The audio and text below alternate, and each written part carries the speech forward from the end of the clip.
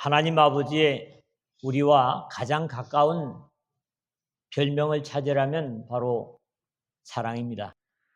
오늘도 이 말씀은 하나님이 왜 사랑일 수밖에 없는가를 우리에게 설명하고 그 사랑이 우리의 실제적인 삶에 미치는 영향과 그 좋은 사랑을 관념적으로 생각으로만 아니라 실제 삶에 누릴 것을 권면하는 내용으로 오늘 말씀은 진행되고 있습니다. 어떤 사람이 그래, 하나님은 사랑이라는 것은 좋은데 그것이 나와 무슨 상관인가? 라고 생각할 수 있지만 그것이야말로 어리석고 불쌍한 사람입니다.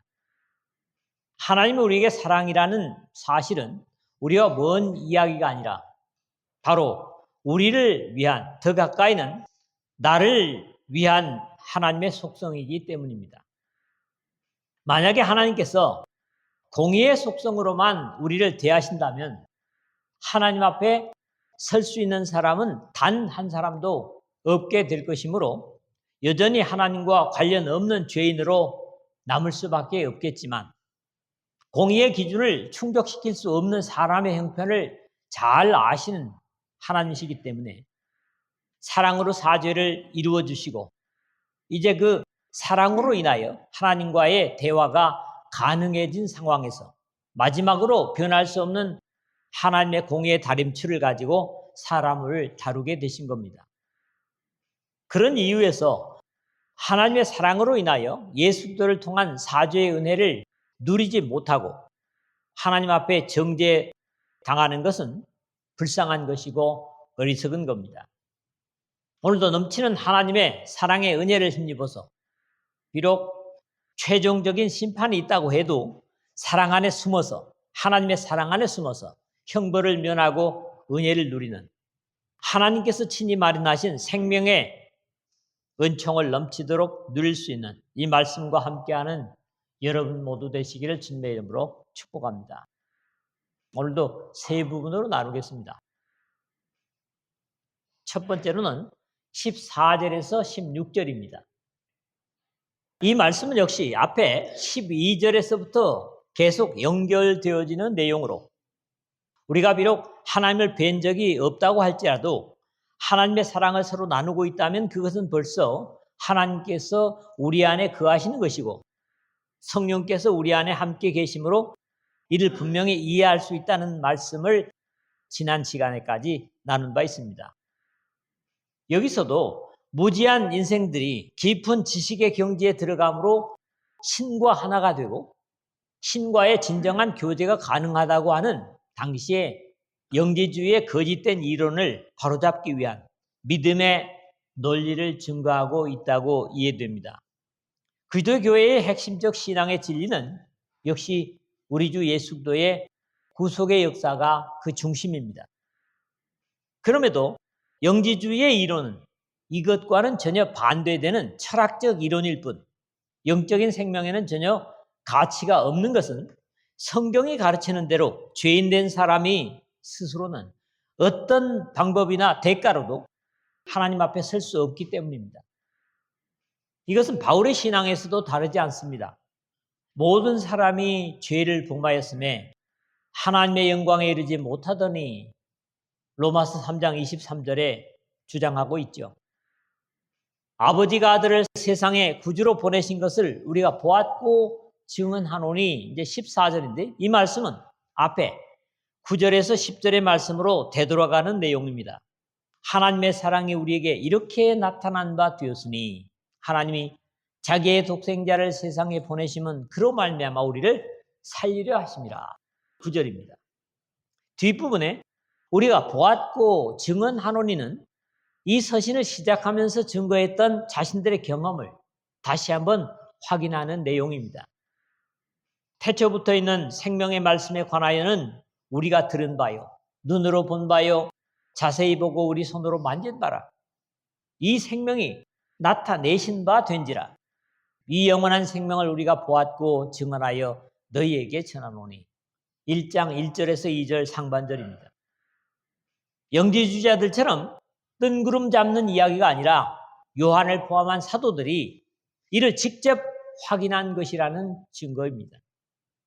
누구든지 예수를 하나님의 아들이라 시인하면 하나님이 그의 안에 거하시고 그도 하나님 안에 거하느니라 15절인데, 그렇게 보내주신 예수 그리스도는 자신의 죄를 해결하시기 위한 하나님의 사랑의 역사였음을 믿고 시인하고 세례를 통해서 거듭남의 언약을 시행함으로 각자는 그 하나님의 사랑의 역사를 받아들이는 것이 되고 그 사랑의 언약 안에 거하게 됨을 확인하는 겁니다. 특히 이런 사랑의 확인이 영지주의자들이 말하는 것처럼 어떤 특정한 사람들만이 아니라 누구든지 예수를 하나님의 아들이라 시인하면 한 것처럼 누구든지 가능하다는 겁니다. 이런 입장에서 누구든지는 하나님의 사랑의 대상이면서 또 그 사랑을 수용하고 받아들인 사람이 되는 것을 이해할 수 있습니다. 하나님이 그의 안에 거하시고 그도 하나님 안에 거하시느니라. 이 하나님과 사람 상호 간의 거함도 일방적인 것이 아닌 것을 증거합니다. 이미 13절에 그의 성령을 우리에게 주심으로 우리가 그 안에 거하고 그가 우리 안에 거하시는 줄을 아느니라 한 것처럼 영이신 하나님께서 우리의 심령을 성전 삼고 살아계심은 바울 사도도 너희는 너희가 하나님의 성전인 것과 하나님의 성령이 너희 안에 계시는 것을 알지 못하느냐고 고린도전서 3장 16절에 증거한 바 있지만, 본래의 사도인 요한과 이방인의 사도로 후에 복음 증거에 뛰어든 바울이 다르지 않은 것은 역시 하나님의 사랑이 다르지 않기 때문입니다. 하나님의 우리를 사랑하시는 사랑을 우리가 알고 믿었노니 하나님은 사랑이시라. 사랑 안에 거하는 자는 하나님 안에 거하고 하나님도 그의 안에 거하시느니라 16절인데, 역시 앞에 13절 15절에 우리 안에 거하시는 하나님의 사랑의 확인이지만 이 말씀이 좀 더 감사한 것은 하나님이 우리를 사랑하시는 사랑을 우리가 알고 믿었노니 한 것처럼 요한은 이 편지를 받고 있는 대상과 자신을 모두 포함해서 우리가 라고 동일시하고 있다는 사실입니다. 그러므로 1세기 말에 이 편지를 받은 수신자들은 물론이고 이 21세기에 이 편지를 함께 나누고 있는 오늘 우리까지도 요한은 하나님의 사랑받는 대상으로 다르지 않음을 확인해주고 있습니다. 히브리서 기자는 예수 그리스도는 어제나 오늘이나 영원토록 동일하시니라. 히브리서 13장 8절에 하는 확인과 함께 하나님의 사랑이 변치 않으심을 감사할 수 있습니다. 시간 속에서도 공간 속에서도 하나님의 사랑은 어디서나 누구에게나 다르지 않습니다. 하나님은 사랑이시라. 지난 8절에서와 같은 하나님께서 사랑이심을 찬양하고 있습니다. 그런 하나님이시기 때문에 또한 사랑 안에 거하는 자는 하나님 안에 거하고 하나님도 그의 안에 거하시느니라. 16절 하반절에 라고 여기서는 사랑을 하나님과 동일시하고 있습니다. 우상 숭배자들처럼 하나님은 오로지 두려움의 대상이 아니라 완전한 사랑이시기 때문에, 미움을 갖지 않는 사랑이시기 때문에 그 사랑 안에 거하기만 한다면 하나님께서도 그러한 사랑의 확신으로 자신을 의지하는 그 사람 속에 함께 거하시겠다고 하는 약속입니다. 이제 사랑의 하나님과 함께 사는 것은 단순히 함께 산다는 것에서 끝나는 것이 아니라 그러한 하나님 안에 거함이 우리에게 실제적으로 어떤 유익을 가져다 주는가 하는 것을 다음 주제에서 나누게 됩니다. 두 번째로는 17절에서 18절입니다. 가장 큰 사랑의 효과가 뭘까? 여기서는 지금 두려움을 쫓아내는 것이라고 말합니다. 사랑은 단순히 우리의 일상의 삶에서 끝나는 것이 아니라 하나님 아버지의 사랑은 우리의 인생의 말미에 그리고 이 역사의 마지막에, 오늘도 오후에 요한계시록에서 보겠습니다만, 그리고 최종 심판대 앞에서까지도 효력을 가짐을 증거해주고 있는 겁니다. 사실 우리의 일상에서 두려움을 갖고 살지 않는 것만으로도 믿음의 사람들은 감사할 이유가 됩니다. 혹시 여러분 두려움이 있습니까? 믿음의 사람에게는 적어도 두려움은 없어야 됩니다. 많은 사람들이 장래에 대한 두려움과 공포로 인해서 병들고 힘들어하는 것이 사실이지만 두려움에는 형벌이라는 죄의 대가를 치러야 한다는 이유에서 사람들은 죄를 해결받지 못하기 때문에 공포감을 가지고 사는 것이 일반인 겁니다. 이로써 사랑이 우리에게 온전히 이루어진 것은 우리로 심판날에 담대함을 가지게 하려 함이니 주께서 그러하신 것 같이 우리도 이 세상에서 그러하니라. 17절에 그랬는데 우리가 하나님의 사랑이 우리의 삶 속에 온전히 이루어진다면 심판대 앞에까지 에서도 두려움이 없는 것은 하나님의 사랑의 절정이신 예수도의 십자가의 희생이 우리의 모든 형벌을 대신한 것이라는 믿음이 확실하기 때문에 이로써 사랑이 우리에게 온전히 이루어진 것은 우리로 심판날에 담대함을 가지게 하려 함이니라는 소망을 갖게 합니다. 여기 먼저 이로써는 앞에 16절에 하나님이 우리를 사랑하시는 사랑을 우리가 알고 믿었노니 하나님은 사랑이시라. 사랑 안에 거하는 자는 사랑 안에 거하고 하나님도 그 안에 거하시느니라는 사실의 연이은 보충입니다. 그러므로 여기에 거론되는 이로써 사랑이 우리에게 온전히 이루어진 할 때 사랑은 죄인 되었던 우리에 대한 하나님의 사랑과 그 사랑에 응답하는 하나님에 대한 우리의 사랑 모두를 의미하는 것이라고 할 수 있습니다. 심판날에 담대함을 가질 수 있는 것은 이미 형벌이 치루어진 죄에 대해서는 일사부재리 원칙에 의해서 다시 심판을 받지 않는 것은 우리 육신의 삶의 법률에서도 당연시되는 법령입니다. 주께서 그러하신 것과 같이 우리도 이 세상에서 그러하니라 17절 하반절에 그랬는데 우리 주 예수께서 육신으로 이 땅에 오셔서 많은 유혹과 고통 속에서도 하나님의 보호와 인도하심을 입고 사랑 가운데서 하나님께 온전히 순종하며 교제를 나누면서 구속의 역사를 이루셨습니다. 그의 사랑 안에 거하는 우리 역시 그럴 것이라는 확신이죠. 사랑 안에 두려움이 없고 온전한 사랑이 두려움을 내쫓나니 두려움에는 형벌이 있음이라. 두려워하는 자는 사랑 안에서 온전히 이루지 못하였느니라. 18절인데 이 말씀은 우리 믿음의 사람들에게 너무나 소중한 보석 같은 말씀이지만은 이 말씀에 또 재미난 에피소드를 가진 말씀이기도 합니다.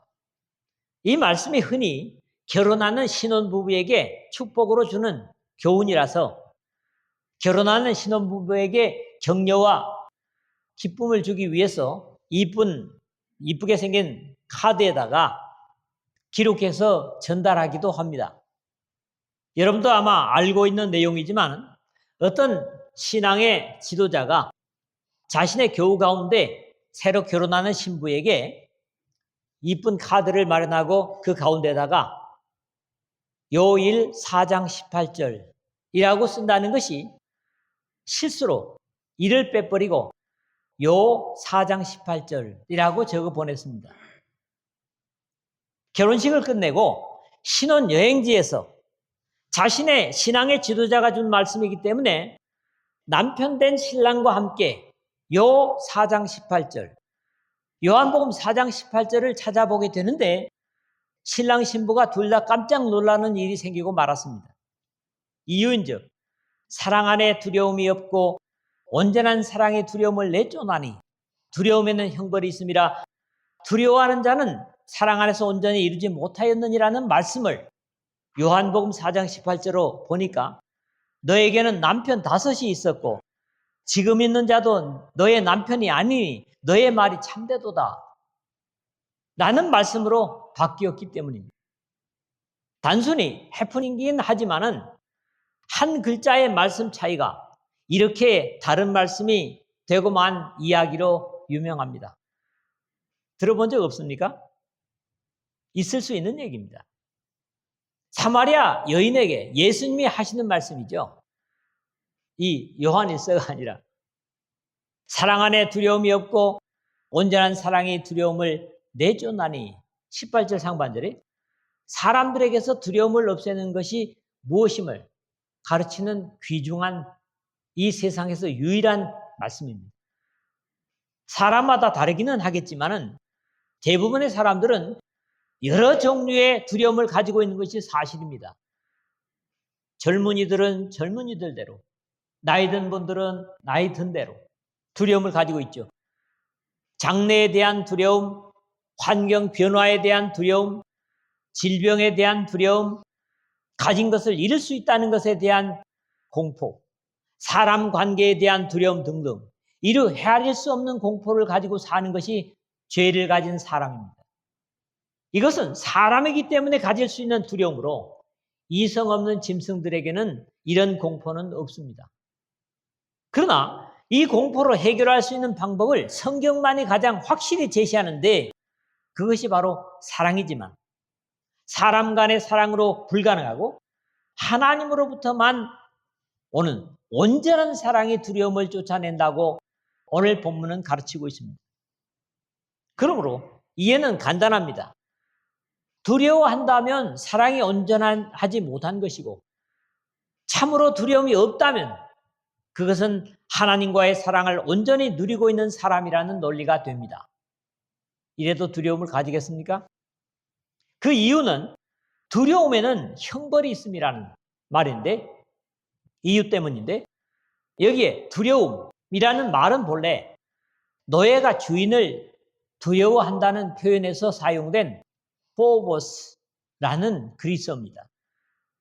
공포심, 두려움, 놀람, 공경, 존경, 경외 이런 의미를 가지지만 다른 표현에서는 하나님께 대한 경외감이라고 성경은 가르칩니다.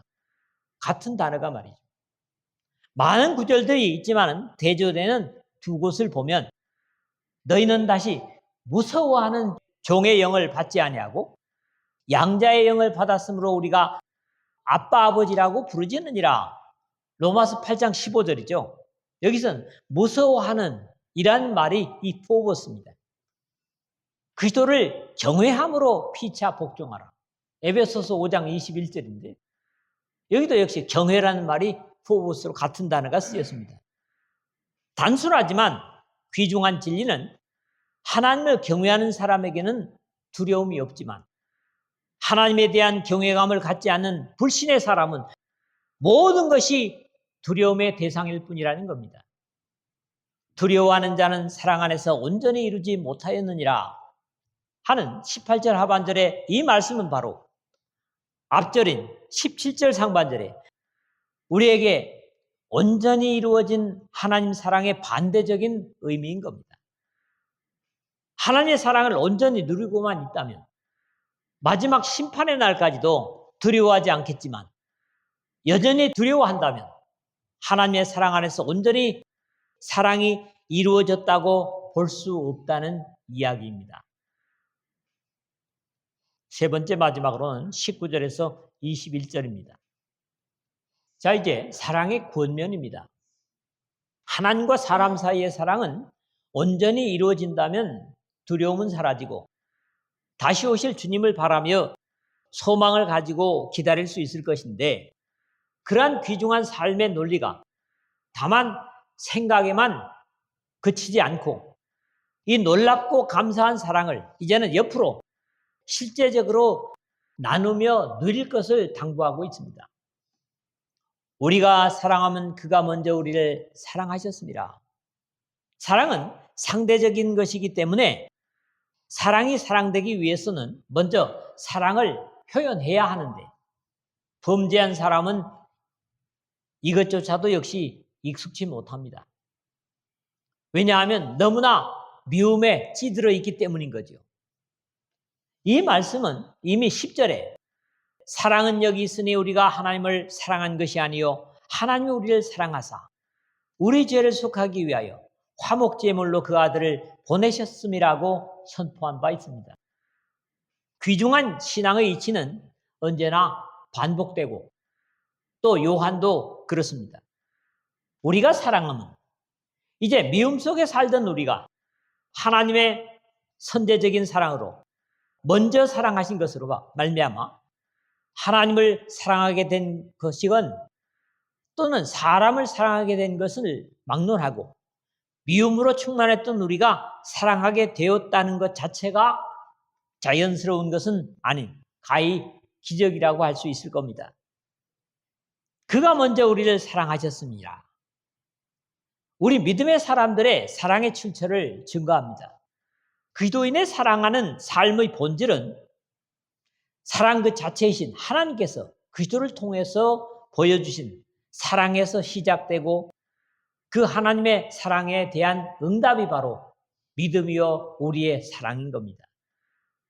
누구든지 하나님을 사랑하노라 하고 그 형제를 미워하면 이는 거짓말하는 자니 보는 바 그 형제를 사랑하지 아니하는 자는 보지 못하는 바 하나님을 사랑할 수 없느니라 20절에 했는데 여기서는 사랑의 진실과 거짓을 구분하고 있습니다. 특히 보는 바, 보지 못하는 바를 대조하면서 모든 것을 볼 수 없는 사람과 보이지 않는 이면까지, 즉 가려진 부분까지도 볼 수 있으신 전지전능하신 하나님의 차이를 구분하면서 사랑의 진실과 거짓을 구분하고 있습니다. 우리는 남녀의 관계에서도 저게 정말 사랑하는 건가, 사랑의 모션인가 속을 때가 많습니다. 그러나 하나님은 절대로 그렇지 않으십니다. 특히 15절의 시작 부분에 사용되었던 누구든지는 주님을 시인하는 긍정적인 면에서 15절에 쓰였다면 여기서는 거짓을 말하는 부정적인 면에서 역시 누구든지가 사용되고 있습니다. 누구든지 하나님을 사랑하노라 하고 그 형제를 미워하면 이는 거짓말하는 자니 했는데 신앙한다고 하는 것은 절대자이신 하나님을 믿고 순종하는 즉 하나님을 사랑하는 사람을 일컫는 말입니다. 12절에서 어느 때나 하나님을 본 사람이 없으되 만일 우리가 서로 사랑하면 하나님의 우리 안에 거하시고 그의 사랑이 우리 안에 온전히 이루어지느니라는 말씀에 반대적인 의미를 볼 수 있습니다. 특히 요한이 이 서신에서 많이 쓰고 있는 거짓말하는 푸슈스테스란 영지주자들을 마음에 두고 하는 표현으로 빛이신 하나님과는 반대로 어둠의 하수인들을 두고 하는 표현이었습니다. 1장 10절이라든가 2장 4절 그리고 5장 10절에서 우리가 볼 수 있죠. 하나님의 백성으로서 사랑과 미움은 양립될 수 없습니다. 하나님의 백성들이 미워해야 하는 대상은 마귀 사탄과 그의 하수인 역할을 하는 어둠의 종들일 뿐입니다. 그러나 이것 역시 깨어있지 못하면 바로 구분하는 것이 쉽지 않습니다. 3장 15절 상반절에서 그 형제를 미워하는 자마다 살인하는 자니 라고 해서 미움이 얼마나 치명적인가를 지적하고 있습니다.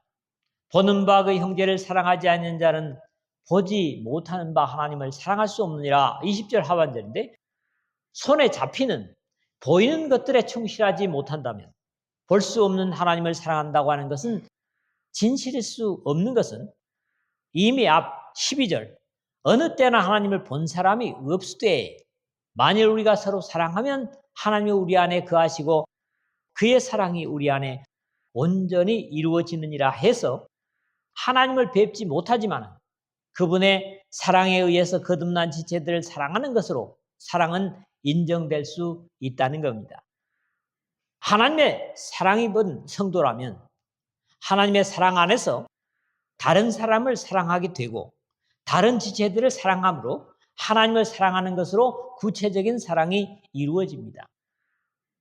이런 원리는 너희가 여기 내 형제 중에 지극히 작은 자 하나에게 한 것이 곧 내게 한 것이니라고 하는 마태복음 25장 40절 하반절의 말씀에서도 이해하게 됩니다. 보이지 않는 하나님을 위하고 섬기는 것은 바로 보이는 지상 위에 그의 사람들에게라는 것이 구제이건 사랑이건 다르지 않음을 지적하는 말씀이죠.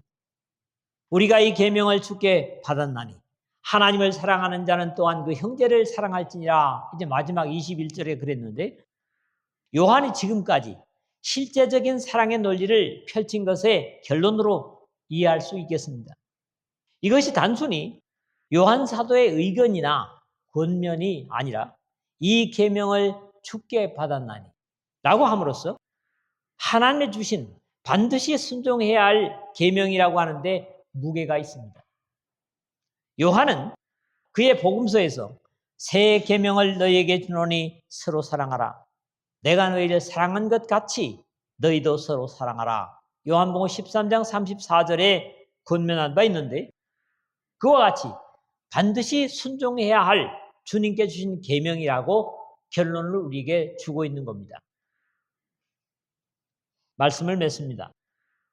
우리는 하나님께서 하나밖에 없는 독생자를 우리 죄를 속하기 위한 대속제물로 세상에 보내셔서 십자가를 지게 하심으로 참된 사랑이 어떤 것임을 보여주셨습니다. 우리가 하나님의 이러한 사랑을 알고 믿었다면 하나님의 사랑을 우리 역시 서로 간에 그렇게 실천해야만 하나님의 사랑이 우리 속에 온전케 될 것이라고 가르칩니다. 이러한 참된 사랑이 우리 속에 이루어진다면 마지막 심판은 물론 어떤 두려움도 우리 삶 속에서 몰아낼 수 있는 것은 온전한 사랑이 모든 두려움을 내쫓아줌으로, 하나님을 사랑한다고 하면서 여전히 두려움을 가지고 있다면 사랑 안에서 온전히 이루지 못한 것을 나타내는 겁니다. 우리가 이렇게 사랑해야 하는 것은 하나님이 상상할 수도 없는 크신 사랑으로 우리를 먼저 사랑해 주셨기 때문입니다. 하나님을 사랑한다고 하면서 그의 백성을 미워한다면 그 사랑은 참된 것이 아닌 것은 보이는 사람을 사랑하지 못하면서 보이지 않는 하나님을 사랑할 수 없기 때문입니다.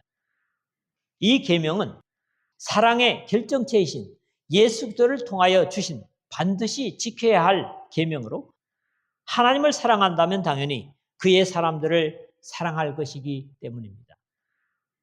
2시간에 걸쳐서 우리가 하나님은 사랑이시라 하는 말씀을 나누었습니다.